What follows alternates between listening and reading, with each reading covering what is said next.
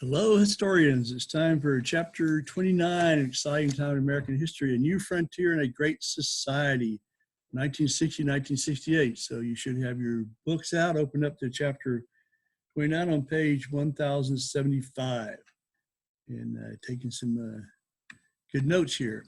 You're going to take a test over chapter 27, 28. There is not a specific chapter 29, 30 test. There will be a test over 29, 30, 31, 32, that will be all essays. So pretty much it will be about presidential terms, okay? So you think in terms of presidents. So the 60s were kind of a wild time. 60s, you guys are living in a wild time now. 60s were a pretty wild time. That was my high school and college time. Lots of social turbulence, lots of liberal activism. There were a number of tragic assassinations that are recorded on some songs, and then lots of issues with the counterculture and the youth rebellion during that time. Lyndon B. Johnson, our only born and raised Texas president, who oversaw his war on poverty and the Great Society, programs that really went beyond Franklin's New Deal and Truman's Fair Deal in their scope and promises. Johnson was a really super smart politician, and he used that, his relationship with Congress. He'd been in the House, he'd been in the Senate, he'd been the Senate Majority Leader, a very significant person. He used that, his relationships, to almost do a 100 days sort of thing like Roosevelt did, throughout new federal programs, lots of social issues that had been ignored for decades: civil rights for minorities, equality for women, gay rights, medical insurance, federal aid to the poor. Those became big issues in the country. But Johnson, like many people, sometimes promised too much. The Great Society fell short for a number of reasons. One, obviously because of our increasing involvement in the war in Vietnam, also for maybe not being executed the best way it could have been, and then, of course, maybe for promising too much. So all those were issues we saw there. So let's go back to 1960, go back to the new frontier, and look at Kennedy. When John Fitzgerald Kennedy accepted the presidential nomination for the Democratic Party in 1960, he basically said, "We stand today on the edge of a new frontier." So the term new frontier became a significant term associated with his presidency. Kennedy promised that if he was elected, that he was going to be a much more aggressive Cold Warrior than Dwight Eisenhower had been. He would get things moving. 1960 election was basically about two key candidates. There were lots of people who ran. Again, this was a wide open election. Republican president was done, so you had anybody from the Republican or Democratic side wanted to pop up. And I remember this; that was pretty significant. For one thing, when the election time was going on, I was a freshman in high school.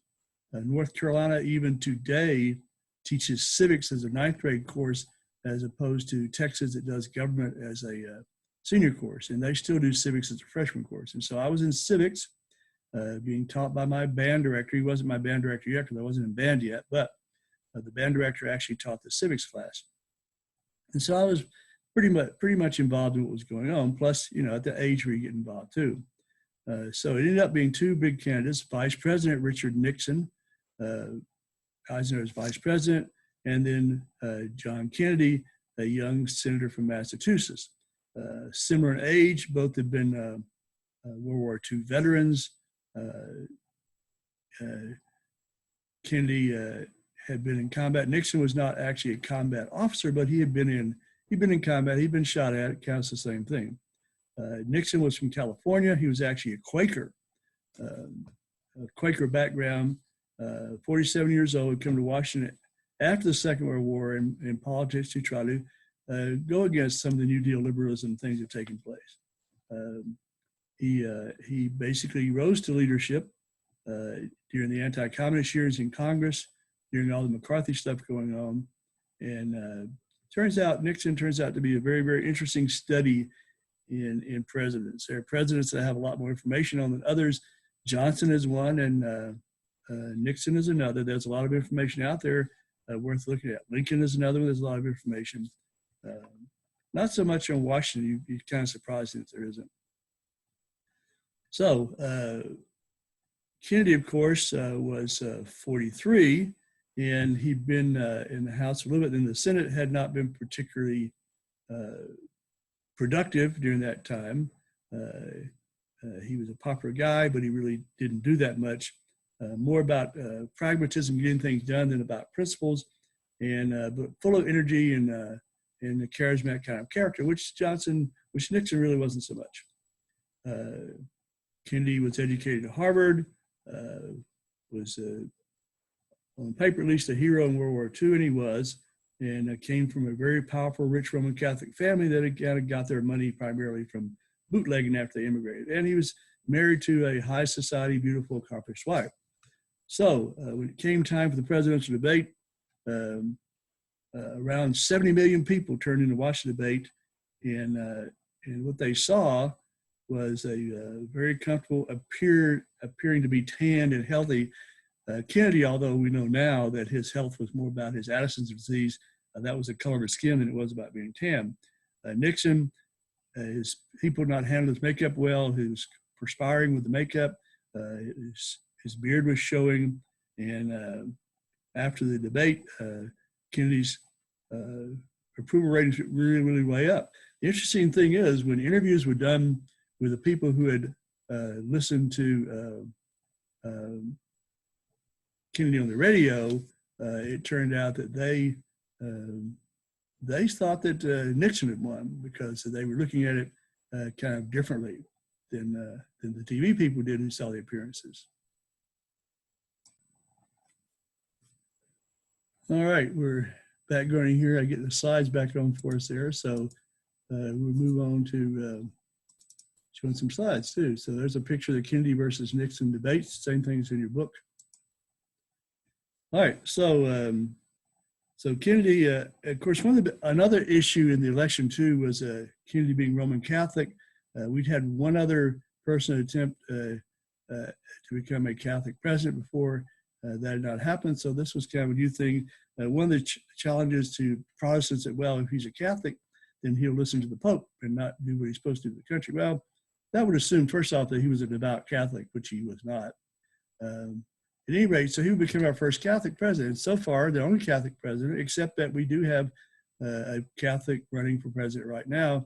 Joe Biden is a Catholic. So should Biden be elected in the fall, then that would be our second Catholic president. In any case, that was one of the big deals. But Kennedy claimed that the Pope was never going to tell the president how to act. Kennedy was also kind of the same type of president as Eisenhower, in that he was really not too wild about getting involved in racial issues and civil rights. He was more about being a little bit slower about that. But he did get a lot of black voters during the campaign because he did help get Martin Luther King Jr. out of the Georgia jail, where King had been for trespassing in an all-white restaurant. So November election rolls around, and Kennedy, out of all the people running, chose as his running mate Lyndon B. Johnson, which his brother Robert Kennedy did not like. But again, you have the Massachusetts senator, a Northeasterner, and so he kind of balanced his ticket, as many times takes place, by choosing the conservative senator from Texas. And so that was what their attempt to get more election, and it worked. Except it was one of the closest presidential elections in history. Kennedy and Johnson only won by a little bit over 118,000 votes out of more than 68 million. Nixon won more states than Kennedy, but Kennedy captured 70% of the African-American vote, which ended up being important in 3 key states. There were actually more than 2 candidates running. You can see on the chart there was Harry Byrd, and so he did pull some votes. As a result, Kennedy got less than 50%, about 48% of the vote, which 48-49, which made him a little nervous about having a mandate. So that would kind of hold him up his initial presidency. So John Kennedy would become the youngest person elected president. Remember, Teddy Roosevelt was the youngest person to become president, but basically that was the difference in being elected or becoming president because somebody died. So first Roman Catholic elected president, youngest elected president, and he was very inspiring. I will say, because I was there, he was inspiring. Okay, I was young, obviously. I'm a freshman in high school, so obviously impressionable, but he was inspiring, and he got you fired up. Nixon, on the other hand, was kind of bland. One of the things that my civics teacher did was make us write a paper on who we thought should be president and why. And so we did that. I wrote my president, my one on Kennedy. And then he turns around and says, okay, now write a paper on the other person why they should be president. Well, I wasn't happy. You probably wouldn't have been happy either, but I did. I wrote my paper. The biggest thing I came up with, well, Nixon was from California.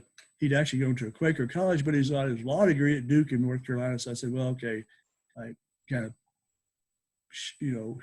put away my Carolina Tar Heel fandom and said, well, okay, it was good because he went to Duke University.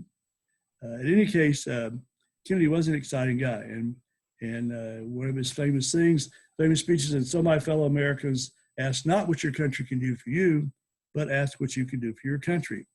And so that was kind of some of the inspiring speeches that you would get out of Kennedy.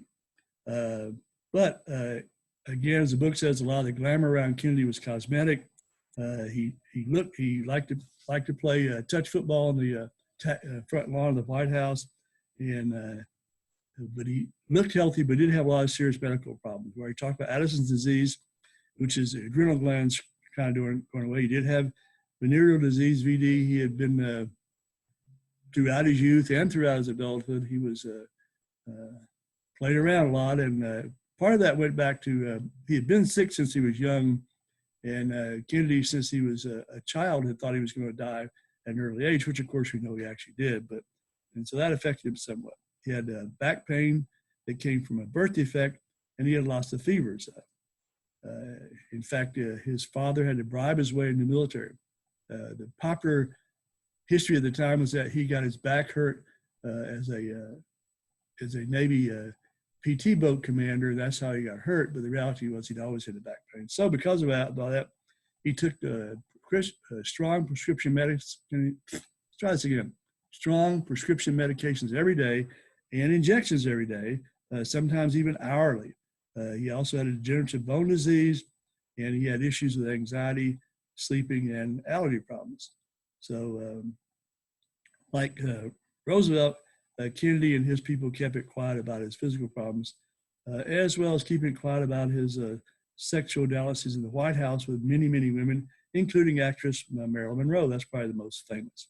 He also had a girlfriend who was a girlfriend of a Chicago mob boss. That was kind of interesting too.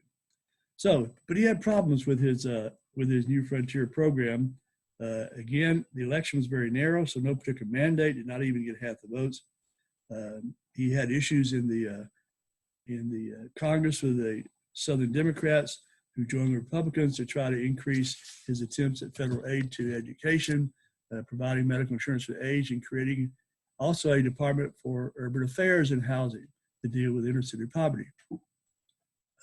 He tried to get the minimum wage increase. They did not do that. He had a housing act that was supposed to provide $5 billion for public housing projects in poverty areas in inner cities. He had battles there. I'm sorry, but they did approve. They did approve the minimum wage. They did approve the housing act. They also approved the Peace Corps. That was created in 1961. Excuse me, to get idealistic young volunteers to go to struggling countries abroad, and provide assistance to them. They also passed the Alliance for Progress to help Latin American countries. Probably his biggest success was a $40 billion program, again, which was massive for those days, to put an American on the moon. He had promised, you've probably seen his speech. Excuse me, this is allergies, not coronavirus. He had promised during the space program that we would try to put a man on the moon by the end of the decade. Excuse me. Which we did, of course, in 1969. And what, of course, got it going was, again, going back to the Soviets having the first manned space flight in 1961. All right, that brings us to civil rights. Lots of civil rights issues during the 60s. And again, Kennedy, not too much on that throughout the South.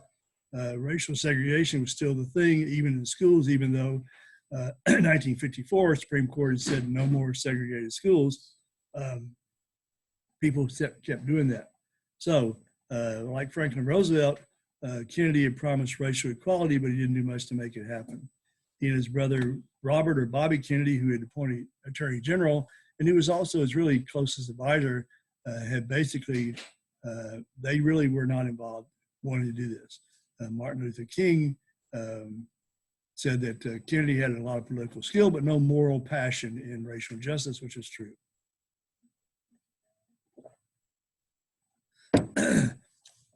All right, that brings us to the catastrophe in Cuba. When Kennedy was a senator, he had actually criticized President Eisenhower for not being tough enough on the Soviets. It was during Eisenhower's administration is when Fidel Castro and his communist followers had taken over Cuba, which again, only 90 miles off the tip of the country. So soon after Kennedy was inaugurated, he learned that there was already a CIA operation that was planned, which had been approved by Eisenhower, but hadn't taken place yet. So the CIA plan was training 1,500 anti-Castro Cubans, some in Guatemala, some in Texas, some in Florida, with the attempts of a plan to invade Cuba, hoping that if they invaded Cuba, then the mass of people would rise up against Castro. Military leaders and political leaders promised Kennedy that the invasion plan, which was called Operation Trinidad, was workable, okay? CIA analysts predicted that, again, once people learned about the invasion, they would rise up, all the anti-Castro Cubans would rise up and rebel against Castro. In psychology, this is a big study in the concept of something called groupthink. Groupthink, where basically, without getting into the details, essentially people do not feel comfortable disagreeing with what's happening. In reality, it wasn't very good. It's assumptions, bad assumptions. The big assumption that the Cubans would rise up was probably the weakest part. It wasn't planned very well, and then it wasn't carried out properly. For one thing, basically the military support that was planned didn't happen. And of course, they didn't really have enough weapons to make it happen. So these group of Cubans transported American ships landed before dawn on the morning of April 17th, 1961 at a place called the Bay of Pigs, okay, south side of Cuba. But Castro's people were waiting for them. Apparently they had learned what was going to happen. Kennedy panicked when he realized what was happening, and we had promised him air support. That was an important part of it, and he basically backed out on providing the air support, basically guaranteed the failure. 1,200 rebels were captured, the rest were killed. Basically, it was a failure. It made Kennedy look bad in the world's eyes, and elevated Castro in the eyes of the world. And Kennedy would not put that behind him. So a few weeks after the Bay of Pigs invasion, Kennedy met with the then Soviet Premier Nikita Khrushchev at a conference in Vienna. Khrushchev was not impressed with this young guy and kind of gave him a hard time, bragged about communism, and threatened to take control of Berlin, okay, and not just the eastern part. When Kennedy was asked what he'd do next, he said, "I have to confront them somehow, someplace to show that we're tough."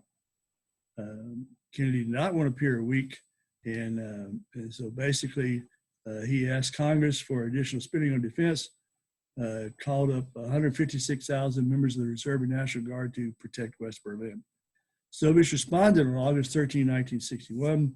They stopped all traffic between East and West Berlin and started building a wall, a 27-mile long Berlin Wall to separate East Berlin from West Berlin, to slow down the fleeing of refugees from East Berlin to West Berlin. Certainly demonstrated what the Soviets were willing to do. In response, Kennedy and his Secretary of Defense, Robert McNamara, who had been a CEO of Ford Motor Company, started this big, massive arms race, most intensive arms race in history, the book says. Increased the number of nuclear missiles by a factor of 5. 300,000 men were added to the armed forces, and they created a new part of the Army called the U.S. Special Forces, or the Green Berets. Experts in guerrilla warfare and not a SEAL team, not a Delta Force. The intent of the Special Forces, Dr. Kitchens, he was in Special Forces. The intent of the Special Forces was to basically send in these experts in guerrilla warfare into indigenous areas and then live with the people, become part of the people, learn their culture, and teach them how to fight, and not necessarily doing the fighting yourself. So that way, by doing this, Kennedy and McNamara hoped to provide a more flexible response, that was what it was called, than just planning on using nuclear weapons, which had been the Eisenhower approach. So in the fall of 1962, Khrushchev and the Soviets decided to challenge Kennedy again. So to protect Cuba from another invasion like the Bay of Pigs invasion, and to show Americans that he was, to show Russians he wasn't afraid of Americans, Khrushchev approved the installation on Cuba of Soviet missiles. They felt they were doing justified after that because the U.S. had nuclear missiles in Turkey, which was along the Soviet border. So on October 16, 1962, Kennedy learned that photos had been taken by U-2 spy planes flying out of Del Rio, Texas, flew over Cuba and saw somewhere around 40 Soviet missile sites and actually 25 jet bombers in Cuba. Kennedy decided the missiles had to be removed. So the next 13 days, possibly the book says the most dangerous 2 weeks in history, there were no X-Men involved, in spite of what you might think. This was not an X-Men thing. Kennedy and the National Security Council looked at several different ways of what to do, including the possibility of invading Cuba and routing out the missiles and the bombers. Obviously, and I can remember we were all pretty intense at the time because we didn't know if we were headed for another nuclear war or not. That seemed like a distinct possibility. Eventually, the National Security Council narrowed it down to 2 options. One would be not an invasion, but a surgical airstrike. That is, they would just go in and bomb the missile targets and the bombers. We've done that sort of thing by then. And then, if necessary, invasion. The second idea was a naval blockade, which would prevent any Soviet vessels from going in, search and make sure they weren't providing any missiles. Most military advisors supported the first option, the surgical strike, but Kennedy chose a blockade. One thing the Bay of Pigs had been pushed by the military advisors. He really didn't trust those too much. He wasn't going to let that happen again. So on Monday night, October 22nd, Kennedy delivered a televised speech announcing that the United States was establishing a quarantine of Cuba to prevent Soviet troops from delivering weapons. Khrushchev replied that the Soviet ships would ignore the quarantine and accused Kennedy of actually being the aggressive guy, trying to create a nuclear situation. But on October 25th, 5 Soviet ships actually stopped short of the quarantine line and not pass it. 2 days later, that would be October 26th, Khrushchev, knowing that the United States still had a 5-1 advantage in nuclear weapons, came up with a deal. The Soviets agreed that they would remove the missiles that were already in Cuba in return for a public pledge, not a private pledge, but a public pledge by the United States to never invade Cuba, and also a secret agreement to remove missiles from Turkey. And Kennedy agreed. This is pretty interesting, actually.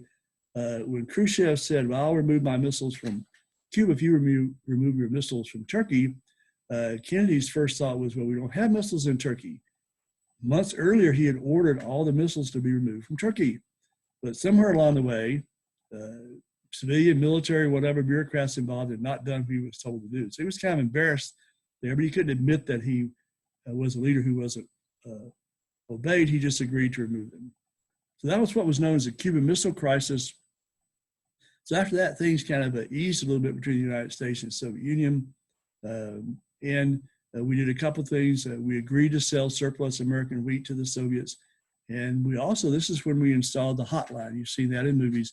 Hotline telephone between Washington and Moscow, so there could be direct conflict, very fast contact between the leadership. And we did remove our missiles from Turkey, Italy, and Britain. All right, so there's the Berlin Wall for you. All right, So the president also started extended discussions with the Soviets to try to reduce the risk of nuclear war. And that resulted in what was called the Test Ban Treaty, ratified in September 1963, which basically banned the testing of nuclear weapons in the atmosphere. What it allowed for was underground testing, but no testing of the atmosphere. All right, that brings us to Vietnam. So things were easing with the Soviet Union, but things were getting hotter in Southeast Asia, where we would eventually become involved in what was ended up being a very disastrous foreign policy situation for the United States. The situation in South Vietnam had gotten worse. Remember, the promise was that there would be elections. President Diem and his family were very corrupt. They had not done political and social reforms they promised. He was very repressive, not only against the communists in his country, but against Buddhists as well, too. And most of the people in the country were Buddhists. And so all these things allowed his position to be used by his opponents. Kennedy did send more weapons, money, and eventually sent 16,000 military advisors, Green Berets, to help the Vietnamese. Basically, they were not supposed to do the fighting, although obviously when you're getting shot at, you shoot back. The Viet Cong, though, were winning in part because people recognized that Diem was a corrupt ruler and they didn't like him. By the fall of 1963, Kennedy had agreed that Diem was not the leader, should be out of touch with people, had to be removed, okay? Whatever that means. On November 1st, Vietnamese generals, with the backing of United States officials, took over the Saigon government. But they did something that was not necessarily in Kennedy's plan. They removed Diem, but they also murdered Diem and his brother. Some people might argue there's some karma coming here. The rebel generals, though, started fighting each other, and Vietnam became even more vulnerable and more unstable, and basically an American colony, essentially.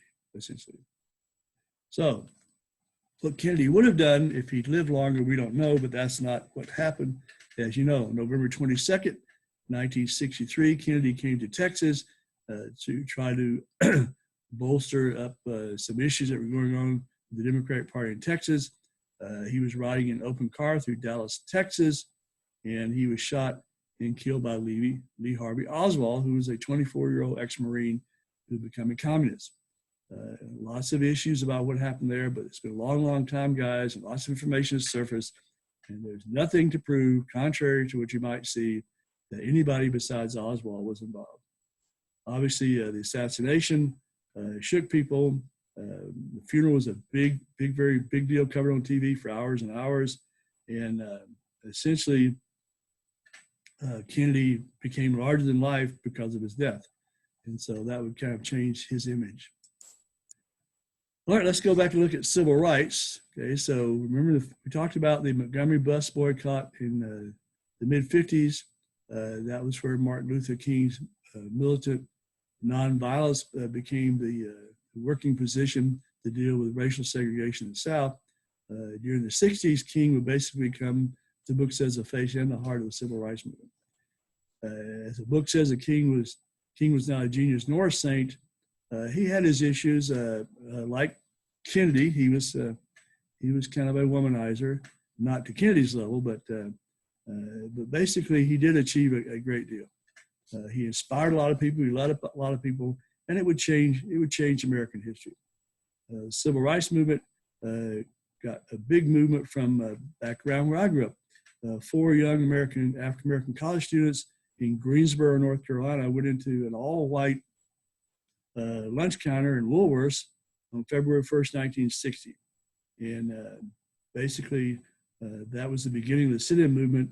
Within 2 months, over 100 cities had sit-in movements taking place. In April 1960, another 200 student activists, which were black and white, came together in Raleigh, North Carolina, to form the Student Nonviolent Coordinating Committee, SNCC, sometimes called SNCC, Student Nonviolent Coordinating Committee. And the idea was to expand their movement across the country to get rid of segregation. Which brings you to Freedom Rising side. 1961, civil rights leaders decide to focus on integrating public transportation, which is what they've done with the bus boycott. On May 4th of 1961, the Congress of Racial Equality, or CORE, which was headquartered in New York, was led by James Farmer. He and a group of 18 black and white freedom riders took off on 2 public buses traveling from Washington, D.C. through the lower South into New Orleans. On May 14th, while they were going through Alabama, a lot of people, including some members of KKK, surrounded the Greyhound bus that was carrying the freedom members. The riders got out, but they were beat up. A few hours later, a second bus,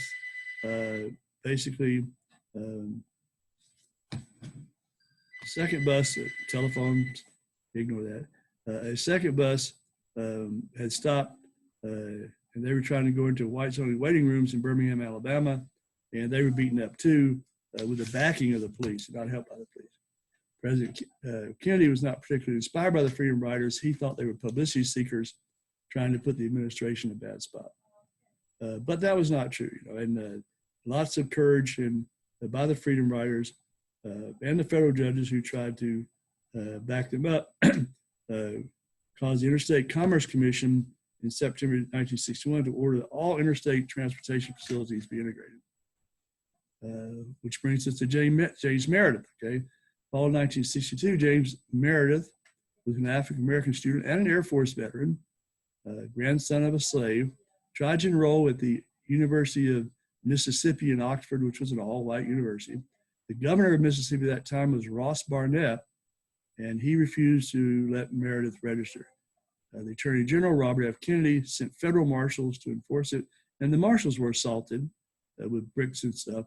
So then President Kennedy sent the National Guard, which led to more rioting, 2 dead, dozens injured, and once it was over, Meredith was finally registered. Early 1963,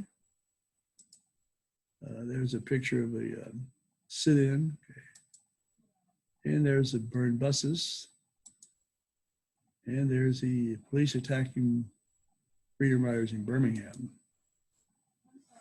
All right, so in early 1963, Martin Luther King, over the desires request from Kennedy that he not do it, organized a bunch of demonstrations in Birmingham.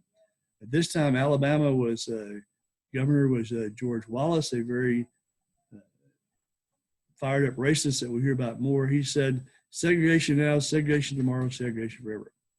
So around 2,500 demonstrators in Birmingham, and that's where you saw the picture, all-white police force led by Bull Connor did use cattle prods, tear gas, dogs, you saw the picture, high-pressure fire hoses. And this was on television. Millions of Americans saw that and were angry.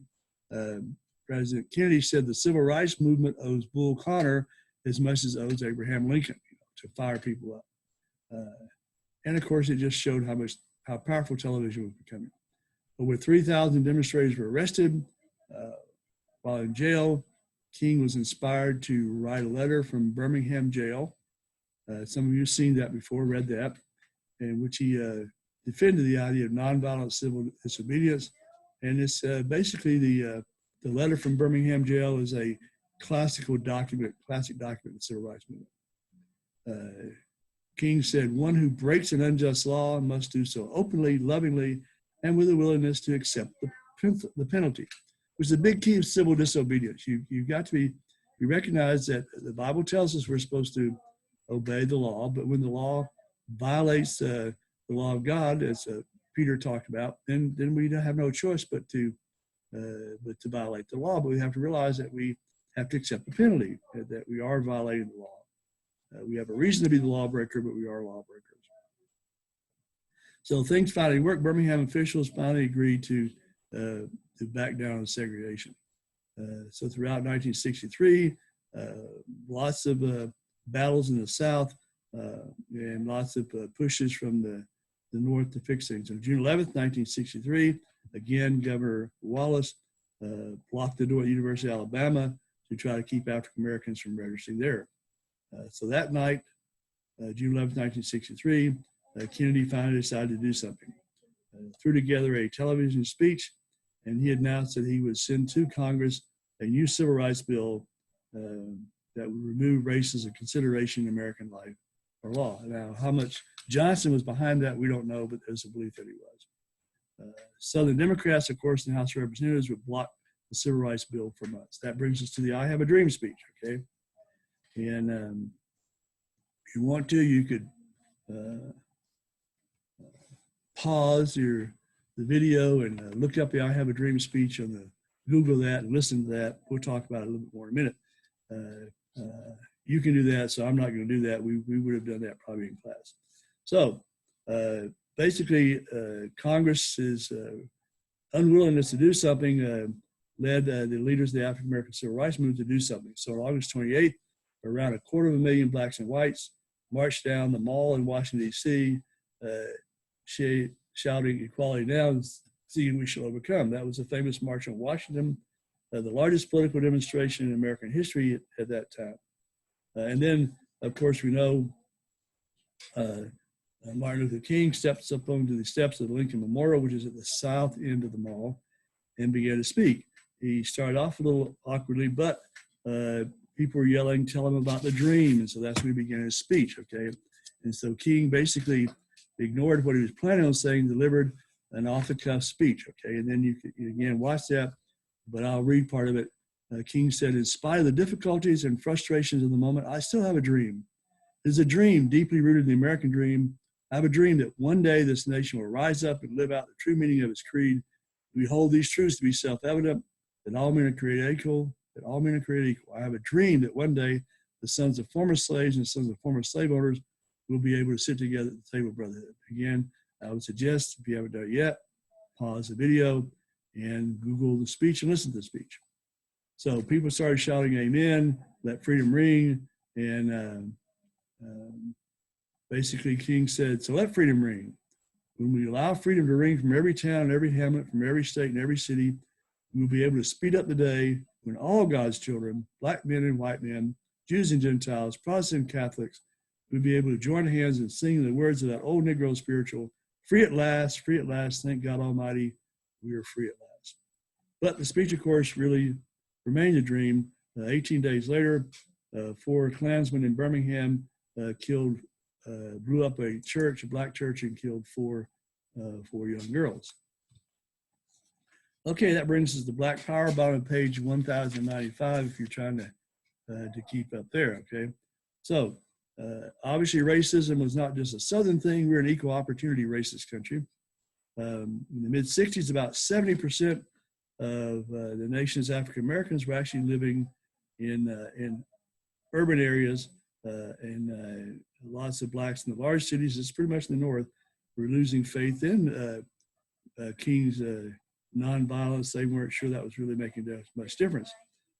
Inner city poverty was a different type of thing.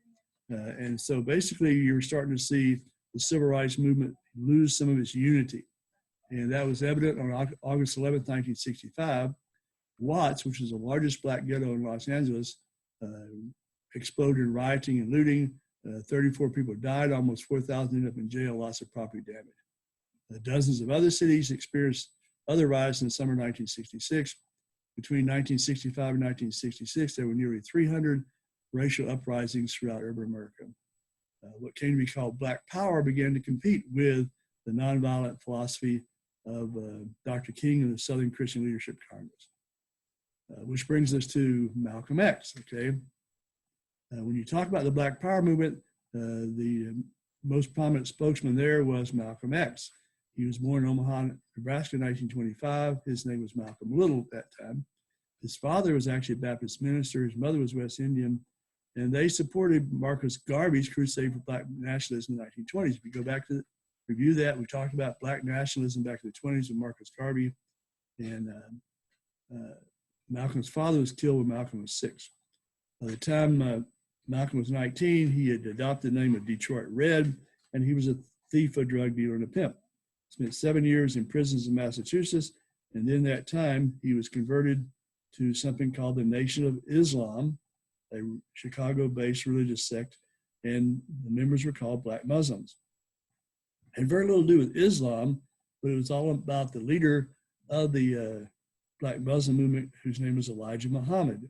and basically kind of the cult relationship here.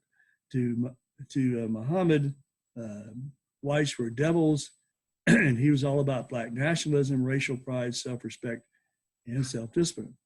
By 1953, Malcolm Little was calling himself Malcolm X.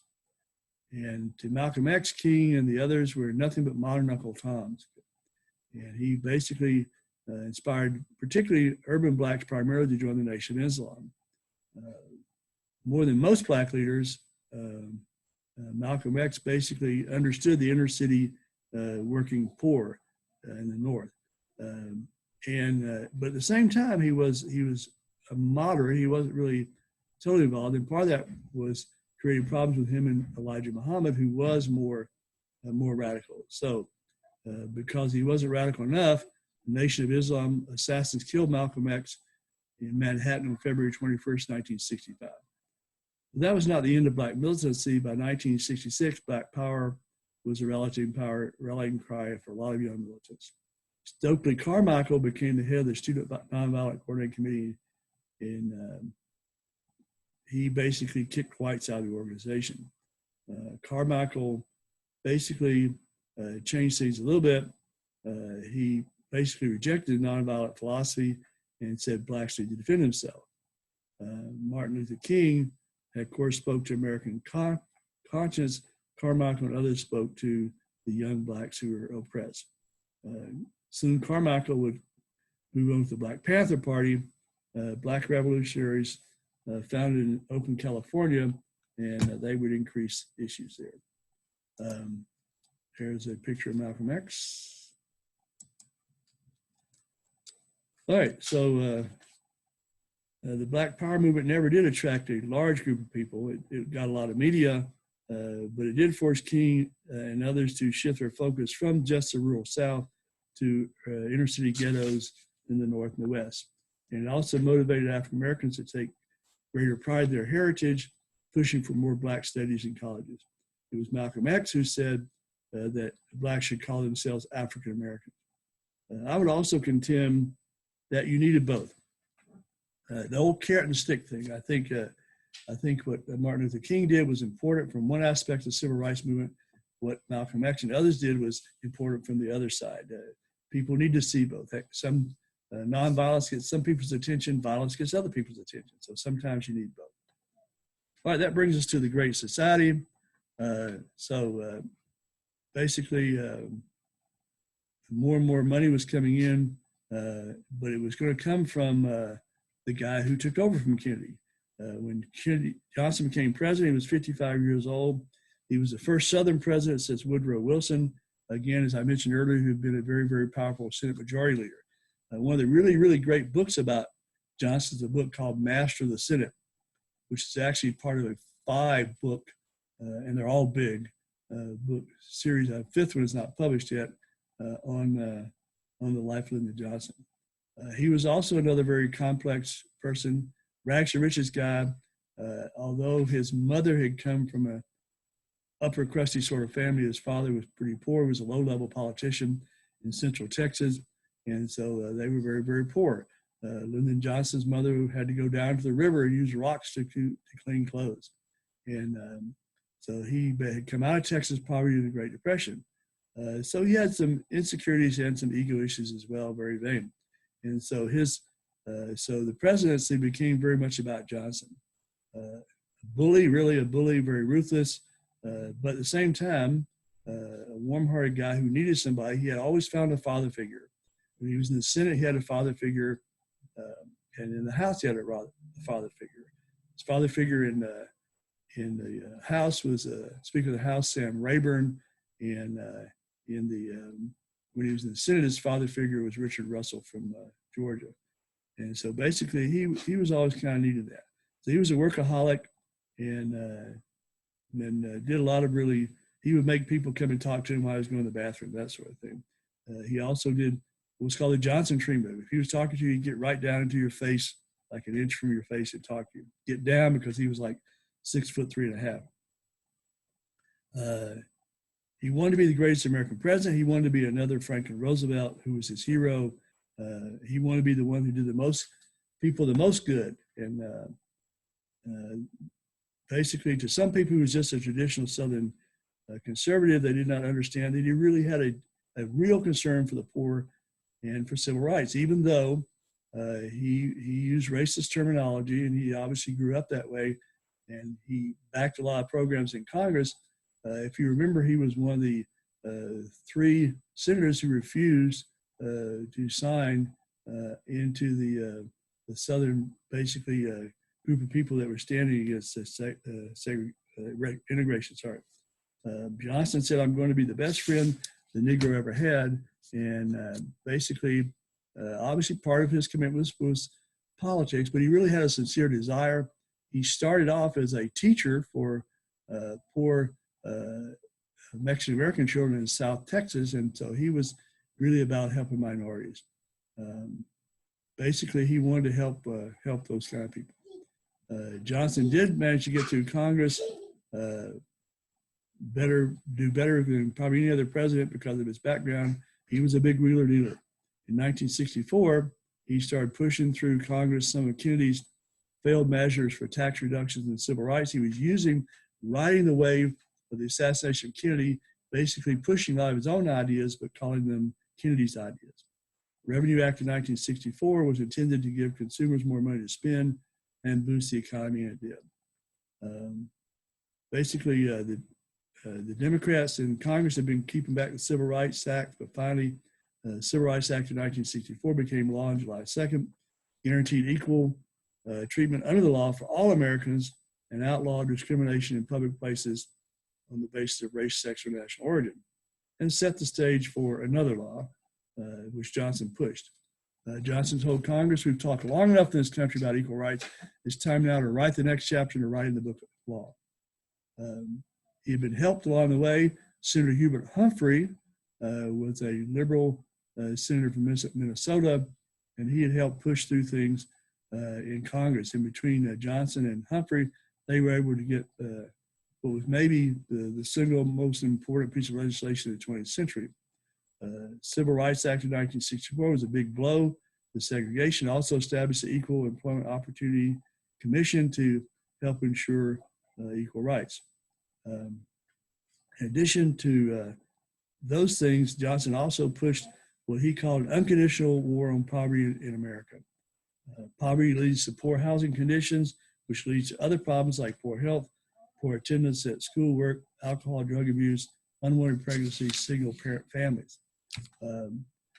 Once he became president, Johnson said that he would want an anti-poverty legislative package that would make a real difference. Basically, there was money out there, and we need to do that to help people. He didn't expect to wipe out poverty in his lifetime, but he wanted to minimize it. The Economic Opportunity Act of 1964 was a primary weapon. As I said, it created the Office of Economic Opportunity and gave lots of community-based programs, created a Job Corps training program to help inner city youths, created the VISTA, the Volunteers in Service to America, to help fight poverty as well in the inner city, and Community Action Program. In 1964, Congress also approved the Food Stamp Act, which helped poor people to buy groceries. All right, that brings us to the election of 1964. Basically, obviously, Johnson was successful. Conservatives were going to do something about that. Arizona Senator Barry Goldwater, who was a retired Air Force general, department store guy, became the leader of the right wing, the ultra-conservative wing of the Republican Party. Conservatives controlled the Republican convention when it met in San Francisco in 1964, and so Goldwater got the nomination. Goldwater scared a lot of voters. He urged for the solution in Vietnam was to bomb North Vietnam back to the Stone Age, nuclear weapons if necessary. Johnson was more of a middle-of-the-roader. He chose as his running mate Hubert H. Humphrey of Minnesota, his liberal friend. Johnson called him my little liberal, and to help out. Johnson also said in the election campaign of '64, he was not about to send American boys 9,000 or 10,000 miles from home to do what Asian boys ought to be doing for themselves. Obviously, that didn't stay true. It was not a close election.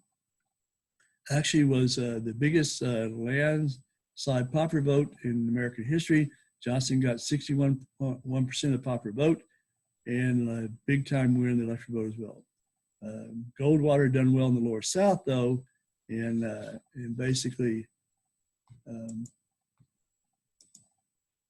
had done well in the lower South, and that was part of what pushed the South into the Republican Party at that time, and basically would be a turning point in the national conservative movement. So lots of young activists, lots of conservative organizations that would arise in the 70s and 80s, which would eventually result in the election of Ronald Reagan. All right, let's talk a little bit more about the Great Society. Johnson, of course, the victory to him was a mandate to push big changes, and he knew, but he couldn't stay popular forever, so he would take advantage of it, and so he started pushing for even more. He was going to develop a group of programs which he called the Great Society to end poverty, racial injustice, and give abundance and liberty to everyone. But obviously it became clear that Johnson, this was about expanding the government, using the government to raise the quality of life for everyone. His idea was to go beyond the New Deal. Johnson's first priorities were federal health insurance. That's been around for a long time, guys. And also an aid for young people to get higher education. So a law was passed that created not just a Medicare health insurance program for the elderly, but also a Medicaid program, which is basically federal grants to states for states to help cover medical expenses for all poor.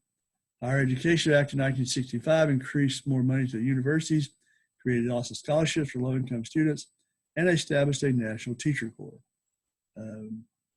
Basically, eventually it would be over 400 Great Society bills that would pass through Congress. The Department of Housing and Urban Development was created. Robert C. Weaver was the first secretary for the Department of Housing and Urban Development, the first African-American cabinet member. February 6th, the White House announced that Congress would also pass a new voting bill. The Voting Rights Act of 1965 was, again, the book says one of the most momentous legislative accomplishments in the 20th century. It guaranteed all citizens the right to vote. Basically, it banned literacy tests, that sort of thing. It was even more important than the Civil Rights Act because it gave powerful voting rights to Black voters in the South, allowing them to actually change things legislative-wise. That way, and most Southern Blacks were mostly Democratic candidates, helping to vote and swing the South. Basically, Johnson's programs were obviously expanded way beyond the New Deal, partially because of prosperity. There was a lot of money where there wasn't for the New Deal. But the Great Society and the War on Poverty never reached what Johnson wanted, primarily because of the Vietnam War, which would again take priority and basically take away funding, and also partially because neither Johnson nor his supporters really understood what was going on with fighting against poverty. Some of his programs were underfunded, or they weren't managed well, or they weren't set up well. Basically, the Great Society did reduce the population living in poverty from 19% in 1964 to 10% in 1973, but it primarily did that by providing more federal welfare payments, not by helping poor people get better jobs. All right, that brings us to Vietnam. Johnson was obviously an expert in political stuff, but he was not a foreign affairs guy.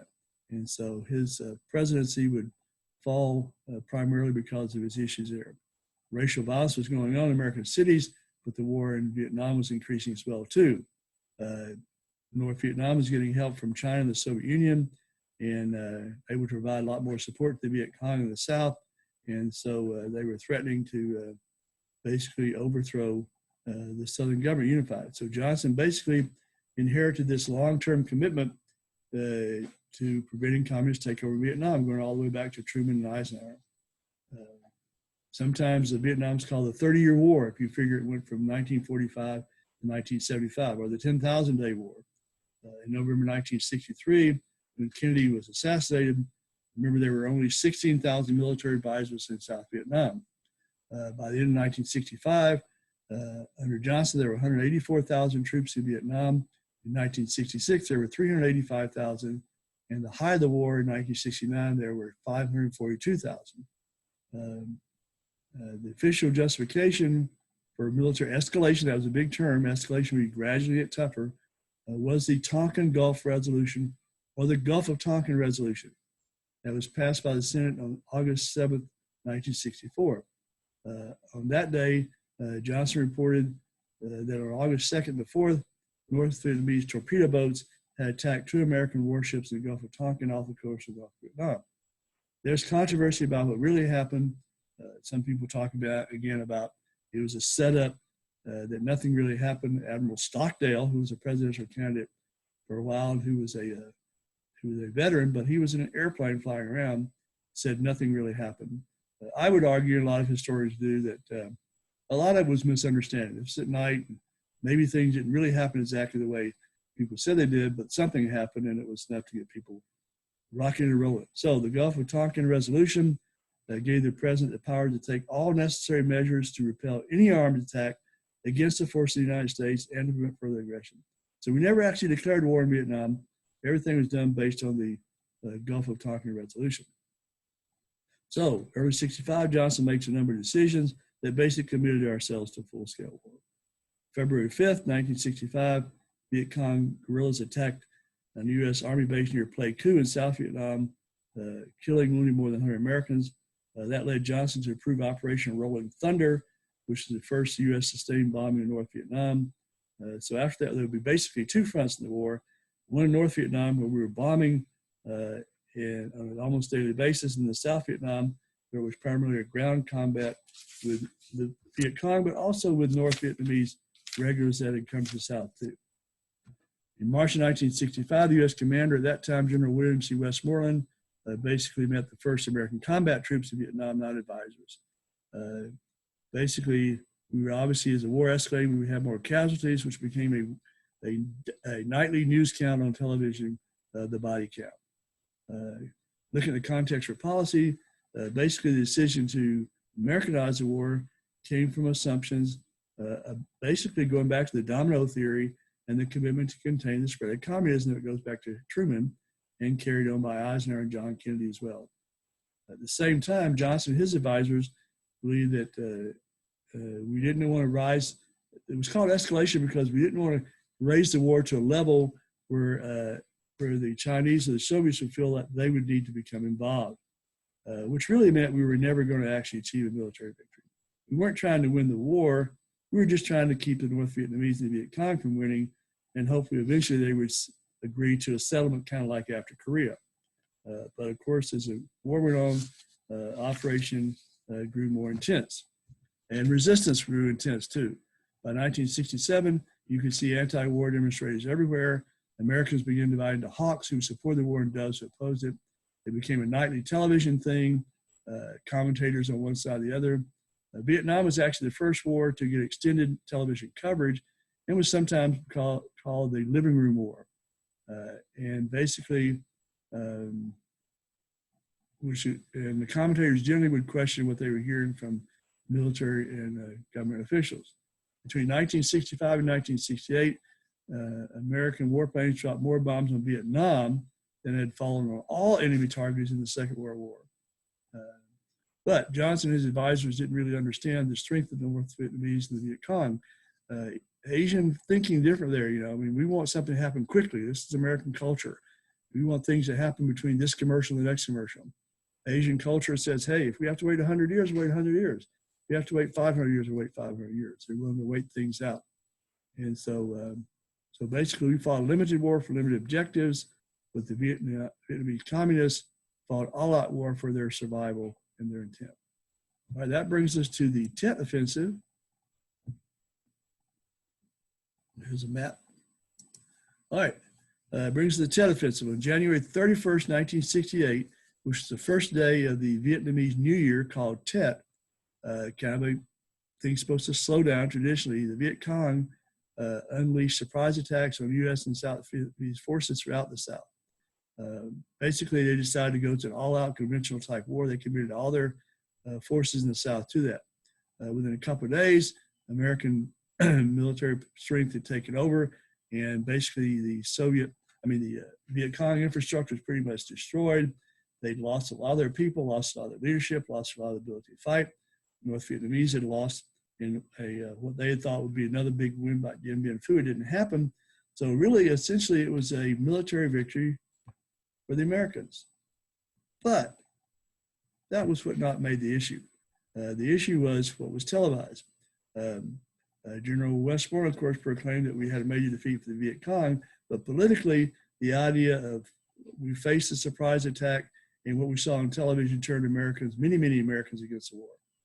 After the Tet Offensive, Johnson's popularity went way down. And of course, at the same time, civil rights leaders and other social activists feel betrayed by Johnson too, because they think he's spending money in Vietnam he should be spending on the war on poverty. In 1968, the United States was spending about $2 billion a month on the war. President Johnson was criticized all the time and basically became more embittered and isolated. Robert F. Kennedy, one of John Kennedy's younger brothers, who was now a senator from New York, started thinking about running for the presidency to challenge Johnson's Vietnam policy. Senator Eugene McCarthy from Minnesota had also announced that he was going to run for president on anti-war candidate. And then the New Hampshire results, New Hampshire voting there convinced Kennedy he should enter the race. So March 31st, 1968, Johnson did a television appearance and announced that he would do a limited halt to the bombing of North Vietnam to try to get negotiations for a ceasefire agreement with the communists. And then he said, I shall not seek, and I will not accept the nomination of my party for another term as your president. So Johnson had become a victim of his own ambitions, raised false hopes, and created a fractured society. U.S. troops will obviously be in Vietnam for another 5 years, but the idea of military victory ended with Johnson. America continued to fight a limited war. The problem was we were fighting limited war. The Vietnamese communists were fighting a total war. There were now 3 candidates for the Democratic nomination. We already talked about Eugene McCarthy, anti-war guy, Robert Kennedy, who was questioning Vietnam, and then Vice President Hubert Humphrey. Most anti-war Democrats expected McCarthy to drop out in favor of Kennedy. He was more popular, but he didn't do that. He was convinced, McCarthy was convinced he was the guy, and he stayed in the race. All right.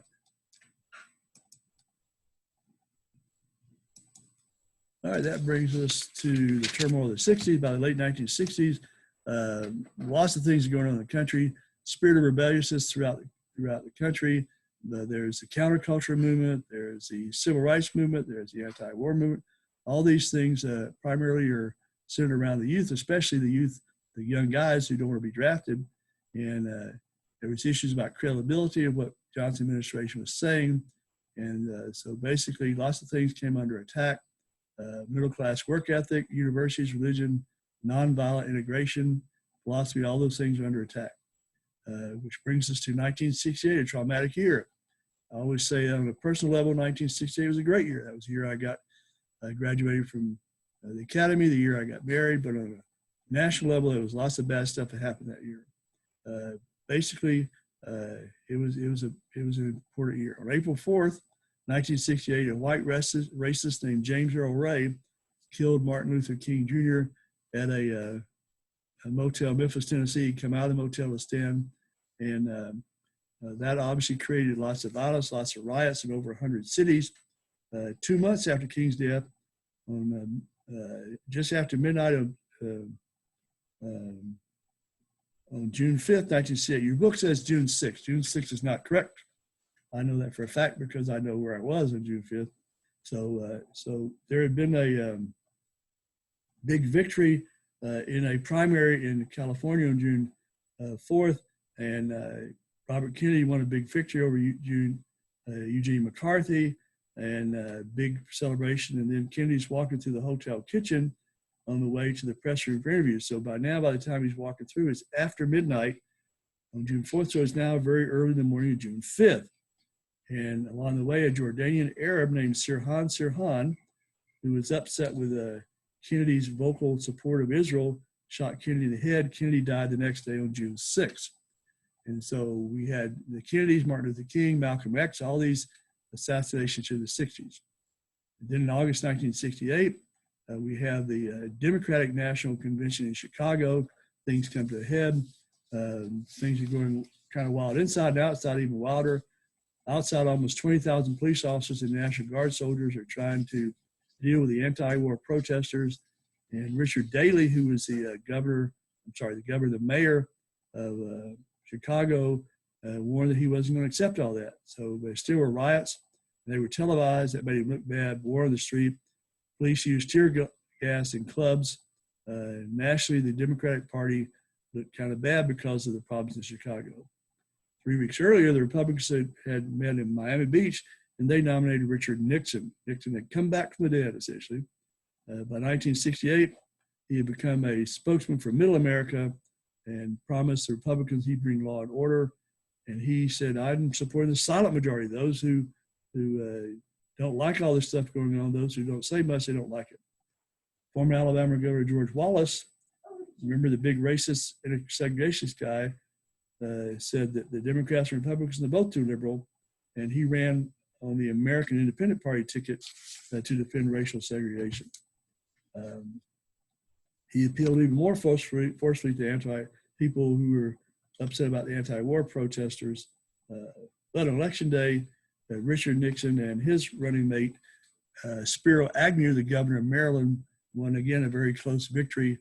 So at the end of the probably the most turbulent year in the century, a society that was very divided with lots of issues, looked for Nixon to fulfill his promises to bring peace with honor in Vietnam and to bring us together as a nation. Okay, that was kind of long, but remember, you get to watch this, pause this, do it however you want to. This is pretty much all I'm going to give you for next week to do. You need to work on your papers, get your bibliographies, drafts in. We're not going to do the test on chapter 27 and 28 until not the week of the 21st, but the week of the 28th. So I'll tell you more about that later, but we'll hold the test off into them, give you time to get caught up on everything and be ready for that test and get your paper rolling because time is running out. And so that will bring things to an end of this chapter, and hopefully we'll be able to roll off and finish things here in a few weeks. I'll tell you more details later about what we're going to do. So chapter 27, 28 will be the last regular test. The last test we'll take, if we take another, will be an essay test on a different president. So get your paper done, get caught up on all your notes, and be ready to go, and have a great week.